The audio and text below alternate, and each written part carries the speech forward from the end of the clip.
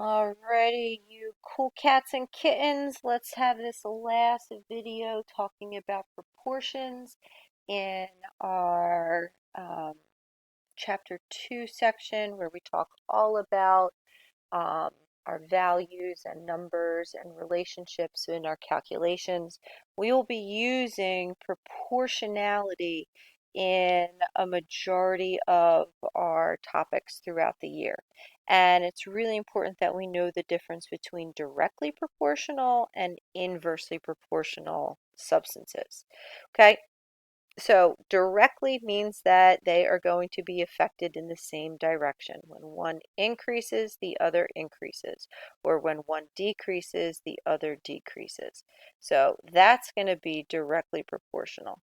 Whereas inversely proportional means that when one goes up, the other goes down, or when one goes down, the other goes up.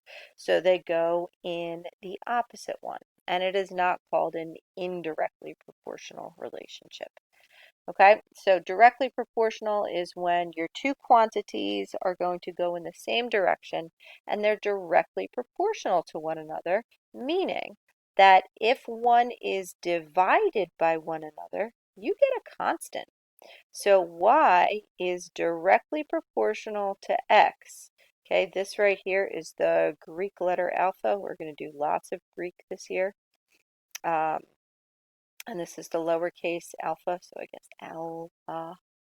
And when I have two things that are directly proportional, they make a constant. And we use K, constant, I believe because everything was German to begin with, and constant in German is with a K. So Y is directly proportional to X. You'll see them divided by one another. So a graph would have your y and your x-axes like so. This is your y-axis, here's your x-axis.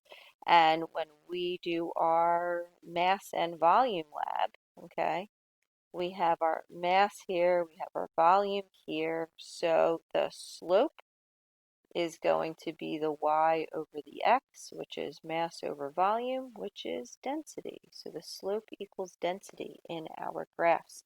They are directly proportional to one another, so that's where you see the density of a substance be a constant.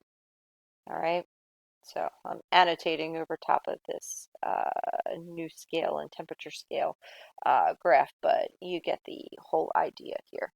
And what we see with that is DD to remember. If it's directly proportional, you divide. Okay, so we went over mass and volume and how it looks like a heart. They're directly proportional to one another, so you end up getting that nice dividing sign right here. This right here is our Charles law. You'll learn this in gas laws.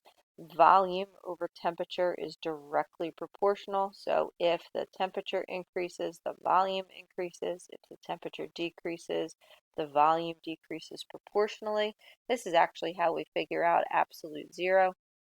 And what we'll be using later on in the year. And then down here we have our Gay-Lussac's law, another gas law. With pressure and temperature, if we increase the temperature, we increase the pressure, which is when things go kaboom, and vice versa. All right, so it's very important that you know the directly proportional stuff. You divide. So the opposite is true for our inversely proportional relationships.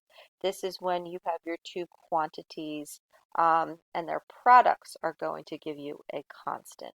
Okay, so y is inversely proportional to x. So it's not a yak or anything like that. 1 over x is the inverse of x. So if we multiply x and y together, we get our constant. Yes, I don't know if it's German or just because everything is all Kardashian here in the United States, but something like Boyle's law here, which is also another gas law that we'll get into later on. Pressure and volume are inversely proportional. When pressure goes up, the volume goes down. When pressure goes down, the volume goes up and you have your gases expand. But you'll see that the directly proportional relationships have this positive slope, okay, where the positive slope rule show you their relationship, and inversely proportional, you'll see this negative slope occur. All right, so with Boyle's law, like I showed you on the previous slide, if we increase the pressure, we're going to decrease the volume. That's like pistons and things are going to have them come down. So please make sure that you check all the videos, review stuff, practice your practice problems, because all this stuff is going to be used for the rest of the chapter. Okay, so let me know if you have any questions and take care.